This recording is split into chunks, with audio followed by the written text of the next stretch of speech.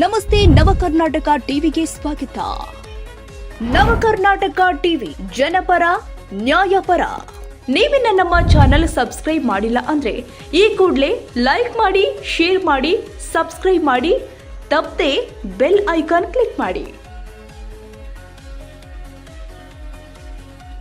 ಕುಂಚಟಿಗ ಸಮಾಜದ ಹಿರಿಯ ರಾಜಕಾರಣಿ ಹಾಗೂ ಸಿರಾ ಕ್ಷೇತ್ರದ ಶಾಸಕ ಟಿಬಿ ಜಯಚಂದ್ರ ಅವರಿಗೆ ರಾಜ್ಯ ಸಚಿವ ಸಂಪುಟದಲ್ಲಿ ಸ್ಥಾನ ನೀಡುವಂತೆ ಜಿಲ್ಲೆಯ ಕುಂಚಟಿಗ ಸಮಾಜದ ವಿವಿಧ ಸಂಘಟನೆಗಳ ಮುಖಂಡರು ಕಾಂಗ್ರೆಸ್ ಹೈಕಮಾಂಡ್ ಹಾಗೂ ಮುಖ್ಯಮಂತ್ರಿ ಡಿಕೆ ಶಿವಕುಮಾರ್ ಅವರನ್ನು ಒತ್ತಾಯಿಸಿದರು.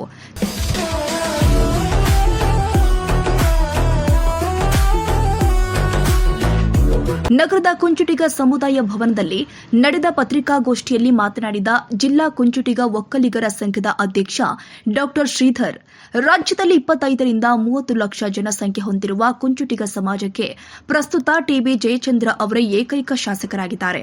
ಆದ್ದರಿಂದ ಅವರಿಗೆ ಸಚಿವ ಸ್ಥಾನ ಕೊಡುವುದರ ಮೂಲಕ ಸಮಾಜಕ್ಕೆ ಸೂಕ್ತ ಪ್ರಾತಿನಿಧ್ಯ ಕಲ್ಪಿಸಬೇಕು ಅಂತ ಆಗ್ರಹಿಸಿದರು. 5 ದಶಕಗಳ ಸಾರ್ವಜನಿಕ ಜೀವನದಲ್ಲಿ ಸೇವೆ ಸಲ್ಲಿಸಿರುವ ಜಯಚಂದ್ರ ಅವರು ಕಾಂಗ್ರೆಸ್ ಪಕ್ಷದ ನಿಷ್ಠಾವಂತ ನಾಯಕರಾಗಿದ್ದು ಅವರ ಅನುಭವ ಹಾಗೂ ಹಿರಿತನವನ್ನ ಪರಿಗಣಿಸಿ ಕ್ಯಾಬಿನೆಟ್ ದರ್ಜೆಯ ಸಚಿವ ಸ್ಥಾನ ಕೊಡಬೇಕು ಅಂತ ಹೇಳಿದ್ದಾರೆ. ಜಯಚಂದ್ರ ಅವರು ಸಚಿವ ಸಂಪುಟದಲ್ಲಿದ್ದು ವಿಧಾನಸೌಧದಲ್ಲಿ ಅತ್ಯಂತ ಉತ್ತಮ ಶಾಸಕ ಅಂತಂದು ಲಾಸ್ಟ್ ಟೈಮ್ ಬಿರುದು ಕೊಟ್ಟಿದ್ದಾರೆ.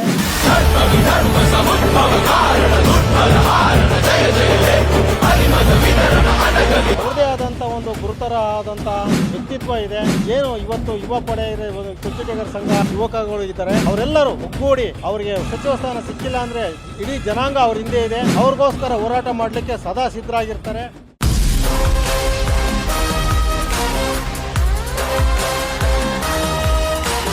ನಮ್ಮ ಈಗಾಗಲೇ ಎಲ್ಲ ನಮ್ಮ ಹಿರಿಯರು ಪತ್ರಿಕಾ ಮಾಧ್ಯಮದ ಮುಖಾಂತರ ಏನೆಲ್ಲ ಮಾಡಬೇಕು ಅನ್ನೋ ರೀತಿಯಲ್ಲಿ ಹೇಳಿದ್ದಾರೆ.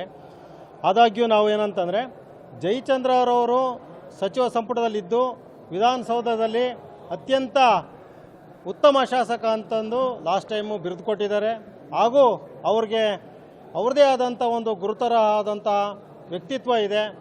ಏನು ಇವತ್ತು ಯುವ ಪಡೆ ಕುಂಚಟಿಗರ ಸಂಘ ಯುವಕಗಳು ಇದ್ದಾರೆ, ಅವರೆಲ್ಲರೂ ಒಗ್ಗೂಡಿ ಅವರಿಗೆ ಸಚಿವ ಸ್ಥಾನ ಸಿಕ್ಕಿಲ್ಲ ಅಂದರೆ ಇಡೀ ಜನಾಂಗ ಅವ್ರ ಹಿಂದೆ ಇದೆ, ಅವ್ರಿಗೋಸ್ಕರ ಹೋರಾಟ ಮಾಡಲಿಕ್ಕೆ ಸದಾ ಸಿದ್ಧರಾಗಿರ್ತಾರೆ. ಇವತ್ತೇನು 36 ಇಲಾಖೆಗಳು ಇದ್ದಾವೆ ಸರ್ಕಾರದಲ್ಲಿ, ಆ ಇಲಾಖೆಗಳಿಗೆ ಸಂಬಂಧಪಟ್ಟ ಹಾಗೆ ಅವರು ಆಡುಮುಟ್ಟದ ಸೊಪ್ಪಿಲ್ಲ, ವಿಷಯ ಗೊತ್ತಿಲ್ಲದಂಥ ವಿಷಯ ಇಲ್ಲ. ಆ ರೀತಿಯಲ್ಲಿ ಅವರು ವಿಧಾನಸೌಧದಲ್ಲಿ ಯಾರೇ ಸಚಿವರಿಲ್ಲ ಅಂತಂದ್ರೂ ಸರ್ಕಾರನ ಸಮರ್ಥಿಸ್ಕೊಂತಕ್ಕಂಥ ಏಕೈಕ ಒಬ್ಬ ವ್ಯಕ್ತಿ ಅಂತಂದರೆ ಅದು ಸನ್ಮಾನ್ಯ ಟಿಬಿ ಜಯಚಂದ್ರ ಅಂತ ನಾನು ಈ ಸಂದರ್ಭದಲ್ಲಿ ಹೇಳೋಕ್ಕೆ ಇಷ್ಟಪಡ್ತೀನಿ. ಯಾಕೆ ಅಂತಂದರೆ ಸಚಿವ ಸ್ಥಾನ ಕಳೆದ ಬಾರಿನಲ್ಲಿ ಸಿದ್ದರಾಮಯ್ಯನಲ್ಲಿ ಸಚಿವ ಸ್ಥಾನ ಕೊಟ್ಟಾಗ ಅವ್ರು ಯಾವ ರೀತಿ ಕೆಲಸ ಮಾಡಿದ್ದಾರೆ ಅಂತೇಳಿ ಇಡೀ ನಾಡಿಗೆ ಗೊತ್ತಿದೆ. ಅದರಲ್ಲೂ ನಮ್ಮ ತುಮಕೂರು ಜಿಲ್ಲೆಗೂ ವಿಶೇಷವಾದಂತಹ ನಮ್ಮ ಹೇಮಾವತಿ ನೀರು ಅಗಲೀಕರಣ ಮಾಡಿ ಅದು ಹೆಚ್ಚಿನದಾಗಿ ಅನುಕೂಲ ಮಾಡಿದ್ದಾರೆ. ಹಾಗೂ ನಮ್ಮ ಸಿರಾ ತಾಲೂಕಿಗೆ ಅಭಿವೃದ್ಧಿ ಮಾಡಿದ್ದಾರೆ. ಇಡೀ ನಮ್ಮ ರಾಜ್ಯಕ್ಕೆ ಒಂದು ಒಳ್ಳೆ ಕೆಲಸ ಮಾಡಿದ್ದಾರೆ ಅಂತ ಅಂದ್ಬಿಟ್ಟು ನಾನು ಈ ಸಂದರ್ಭದಲ್ಲಿ ಹೇಳ್ತೀನಿ. ಅವ್ರ ಹಿಂದೆ ನಮ್ಮ ಜನಾಂಗ ಇದೆ, ನಮ್ಮ ಜನಾಂಗ ಅವ್ರಿಗೆ ಯಾವತ್ತೂ ಅವ್ರನ್ನ ಕೈ ಬಿಡಲ್ಲ. ಅವ್ರ ಜನಾಂಗದ ಮುಖಾಂತರ ಹೋರಾಟ ಮಾಡಿ ಅವರಿಗೆ ಸಚಿವ ಸ್ಥಾನ ಸಿಕ್ಕೇ ಸಿಗುತ್ತೆ ಅನ್ನೋ ಒಂದು ಅಭಿಪ್ರಾಯ ಇದೆ. ಸಿಕ್ಕಿಲ್ಲ ಅಂತಂದು ನಾವು ಉಗ್ರವಾದಂಥ ಪ್ರತಿಭಟನೆ ಮಾಡಲಿಕ್ಕೆ ನಾವು ತಯಾರಾಗ್ತೀವಿ. ಯಾಕೆ ಅಂತಂದರೆ ಇವತ್ತು ಏನು ಹೇಳಿದ್ದಾರೆ, 25-26 ಲಕ್ಷ ಜನಸಂಖ್ಯೆ ನಮ್ಮ ಇಡೀ ರಾಜ್ಯದಲ್ಲಿ ಇದ್ದಾಗ ನಾವು ಕೂಡ ಯಾವುದೇ ರೀತಿಯಲ್ಲಿ ನಾವು ಹಿಂಜರಿಯೋದಿಲ್ಲ. ನಮ್ಮದೇ ಆದಂಥ ಒಂದು ಹೋರಾಟನ ಪ್ರಾರಂಭ ಮಾಡಬೇಕಾಗ್ತದೆ. ಮುಂದಿನ ದಿನಗಳಲ್ಲಿ ಏನು ನಮ್ಮ ಡಿ ಕೆ ಶಿವಕುಮಾರ್ ಅವರು ಹೇಳಿದ್ದಾರೆ, ನಾನು ಕೇವಲ 2 ವರ್ಷದ ಮುಖ್ಯಮಂತ್ರಿ ಆಗೋದಿಲ್ಲ, 7 ವರ್ಷದ ಮುಖ್ಯಮಂತ್ರಿ ಮಾಡಿ ಅಂತಂದ್ಬಿಟ್ಟು ಈಗಾಗಲೇ ಹೇಳ್ತಾ ಇದ್ದಾರೆ. ಉತ್ತಮ ಕೆಲಸನೂ ಸಹ ಮಾಡ್ತೀನಿ ಅಂತ ಹೇಳಿದ್ದಾರೆ. ಅದೇ ರೀತಿ ನಮ್ಮ ಜನಾಂಗನ ಕೈ ಹಿಡಿಬೇಕು, ಕುಂಚಟಿಗ ಒಕ್ಕಲಿಗ ಜನಾಂಗವನ್ನು ಕೈ ಹಿಡಿದ್ರಲ್ಲಿ ಎಲ್ಲ ಏನು ಇಡೀ ರಾಜ್ಯದಲ್ಲೇ ಅವ್ರ ಜೊತೆ ಇರ್ತೀವಿ, ನಾವು ಕೂಡ ಅವ್ರ ಕೈ ಜೋಡಿಸ್ತೀವಿ ಅಂತಂದ್ಬಿಟ್ಟು ನಾನು ಈ ಸಂದರ್ಭದಲ್ಲಿ ಹೇಳೋಕ್ಕೆ ಇಷ್ಟಪಡ್ತೀನಿ. ಜಯಚಂದ್ರ ಅವರು ಕುಂಚುಟಿಗ ಸಮಾಜದ ರಾಜಕೀಯ ಅಸ್ತಿತ್ವದ ಸಂಕೇತವಾಗಿದ್ದು ಅವರಿಗೆ ಸಚಿವ ಸಂಪುಟದಲ್ಲಿ ಸ್ಥಾನ ಕೊಡುವುದು ಸಮುದಾಯದ ಗೌರವವನ್ನು ಉಳಿಸುವುದರ ಜೊತೆಗೆ ರಾಜ್ಯ ರಾಜಕಾರಣದಲ್ಲಿ ಸಾಮಾಜಿಕ ಸಮತೋಲನ ಕಾಪಾಡಲು ಸಹಕಾರಿಯಾಗುತ್ತೆ ಎಂದಿದ್ದಾರೆ. ನೀರಾವರಿ ಕ್ಷೇತ್ರದಲ್ಲಿ ಜಯಚಂದ್ರ ಅವರು ಸಲ್ಲಿಸಿರುವ ಸೇವೆ ಅಪಾರವಾಗಿದ್ದು ಬರಪೀಡಿತ ಪ್ರದೇಶಗಳಿಗೆ ನೀರಾವರಿ ಸೌಲಭ್ಯ ಕಲ್ಪಿಸುವಲ್ಲಿ ಮಹತ್ವದ ಪಾತ್ರ ವಹಿಸಿದ್ದಾರೆ. ಈ ಹಿಂದಿನ ಸರ್ಕಾರದಲ್ಲಿ ಸಚಿವರಾಗಿ ಹಾಗೂ ವಿವಿಧ ಸಚಿವ ಸಂಪುಟ ಉಪಸಮಿತಿಗಳಲ್ಲಿ ಕಾರ್ಯನಿರ್ವಹಿಸಿ ಸರ್ಕಾರ ಮತ್ತು ಪಕ್ಷದ ಘನತೆ ಹೆಚ್ಚಿಸಿದ್ದಾರೆ ಎಂದಿದ್ದಾರೆ.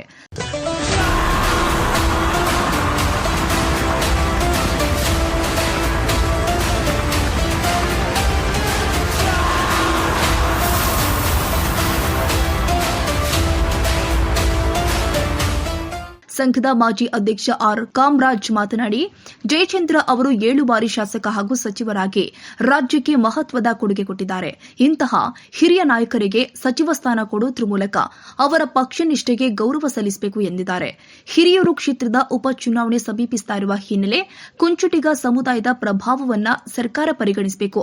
ಸಚಿವ ಸ್ಥಾನ ಕೊಡದಿದ್ರೆ ಕಾಂಗ್ರೆಸ್ ಪಕ್ಷದ ಮೇಲೆ ಚುನಾವಣಾ ಪರಿಣಾಮ ಉಂಟಾಗುವ ಸಾಧ್ಯತೆ ಇದೆ ಎಂದು ಎಚ್ಚರಿಸಿದರು.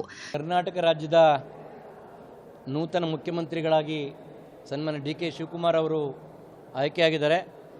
ಕರ್ನಾಟಕ ರಾಜ್ಯದಲ್ಲಿರ್ತಕ್ಕಂಥ ಕುಂಚಿಟಿಗ ಸಮಾಜದ ಪರವಾಗಿ, ಸಮುದಾಯದ ಎಲ್ಲರ ಪರವಾಗಿ ನಾವು ಹೃತ್ಪೂರ್ವಕವಾಗಿರ್ತಕ್ಕಂಥ ಅಭಿನಂದನೆಗಳನ್ನು ಶಿವಕುಮಾರ್ ಅವರಿಗೆ ಅರ್ಪಿಸ್ತಾ ಇದ್ದೇವೆ.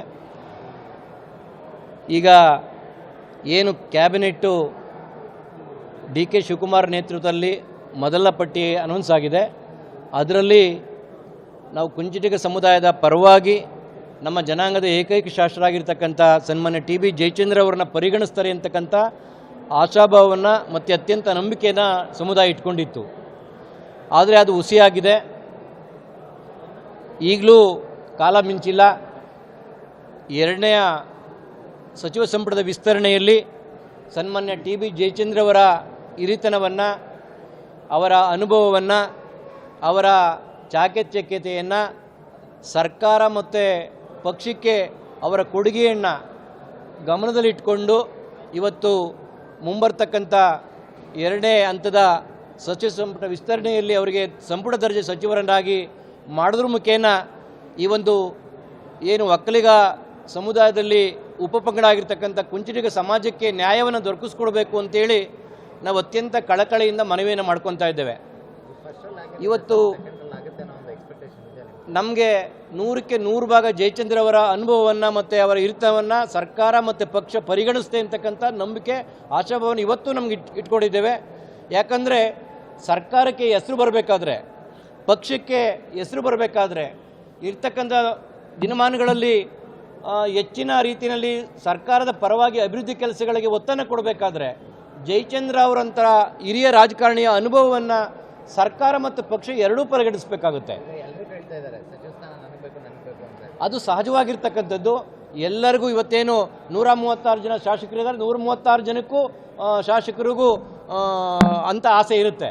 ಅದು ಏನು ಮಾಡೋಕ್ಕಲ್ಲ ಪ್ರಜಾಪ್ರಭುತ್ವದಲ್ಲಿ. ಆದರೆ ಸರ್ಕಾರ ಮತ್ತು ಪಕ್ಷಕ್ಕೆ ಹೆಸರು ಬರಬೇಕಾದ್ರೆ, ಗೌರವ ಬರಬೇಕಾದ್ರೆ ಸರ್ಕಾರದ ಪರವಾಗಿ ಇರ್ತಕ್ಕಂಥ ಸಚಿವರುಗಳು ಯಾವ ರೀತಿಯ ಕೆಲಸವನ್ನು ಮಾಡ್ತಾರೆ, ಅವರ ಅನುಭವ ಯಾವ ರೀತಿ ಇರುತ್ತೆ, ಅವರು ಸಾರ್ವಜನಿಕವಾಗಿ ಎಂಥ ಚಿಂತನೆಗಳನ್ನು ಮಾಡ್ತಾರೆ, ಸಾರ್ವಜನಿಕ ಅವರಿಗೆ ಕೊಡುಗೆ ಏನು ಅಂತಕ್ಕಂಥದ್ದು ಭಾಳ ಪ್ರಮುಖವಾಗಿರ್ತಕ್ಕಂಥದ್ದು. ನಾವು ಒಂದು ವೇಳೆ ಜಯಚಂದ್ರ ಅವ್ರಿಗೆ ಈ ಒಂದು ಕೊನೆಯ ಅವಕಾಶ ನಾವು ಕೇಳ್ತಕ್ಕಂಥದ್ದು, ಜಯಚಂದ್ರ ಅವ್ರಿಗೆ ಕ್ಯಾಬಿನೆಟಲ್ಲಿ ಕೊನೆಯ ಅವಕಾಶ. ಅವ್ರ ರಾಜಕಾರಣದಲ್ಲಿ ಮುಂದಿನ ದಿನಮಾನಗಳಲ್ಲಿ ರಾಜಕಾರಣದಲ್ಲಿ ಅವ್ರು ನಿವೃತ್ತಿ ಆಗುವಂಥ ಅವಕಾಶಗಳು ಜಾಸ್ತಿ ಇರೋದ್ರಿಂದ, ಯಾಕೆಂದರೆ ಅವ್ರಿಗಾಲ 77 ವರ್ಷ ವಯಸ್ಸಾಗಿರ್ತಕ್ಕಂಥದ್ದು. ಹಾಗಾಗಿ ಅವರು 7 ಬಾರಿ ಶಾಸಕರಾಗಿದ್ದಾರೆ, 3 ಬಾರಿ ಉಪನಾಯಕರಾಗಿ ಕೆಲಸ ಮಾಡಿದ್ದಾರೆ ವಿಧಾನಸಭೆಯಲ್ಲಿ. ಸುಮಾರು 10 ರಿಂದ 15 ವಿವಿಧ ಕಮಿಟಿಗಳಲ್ಲಿ ವಿಧಾನಸಭೆಯಲ್ಲಿ ಕೆಲಸವನ್ನು ಮಾಡಿರ್ತಕ್ಕಂಥದ್ದು.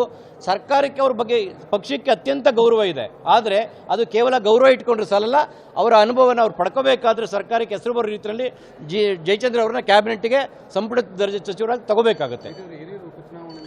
ಇನ್ನೊಂದು, ಹಿರಿಯೂರು ಉಪಚುನಾವಣೆ ಮೇಲೆ ಒಂದು ವೇಳೆ ಅವ್ರಿಗೇನಾದರೂ ಕ್ಯಾಬಿನೆಟ್ನಲ್ಲಿ ಅವಕಾಶವನ್ನು ಕೊಡೋದಾದರೆ ಭಾಳಷ್ಟು ಪರಿಣಾಮ ಆಗುತ್ತೆ. ಯಾಕೆಂದರೆ ಮೊದಲನೆಯ ಸ್ಥಾನದಲ್ಲಿರ್ತಕ್ಕಂಥದ್ದು ಕುಂಚಿಟಿಗ ಸಮುದಾಯ ಹಿರಿಯೂರು ತಾಲೂಕಲ್ಲಿ.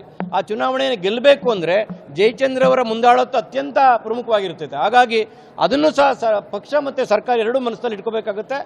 ನಮಗನ್ಸಿದೆ ಎಲ್ಲ ಒಂದು ಕಡೆ ಜಯಚಂದ್ರ ಅವರ ಅನುಭವಕ್ಕೆ ಡಿ.ಕೆ. ಶಿವಕುಮಾರ್ ಅವರು ಖಂಡಿತ ಆದ್ಯತೆಯನ್ನು ಕೊಡ್ತಾರೆ.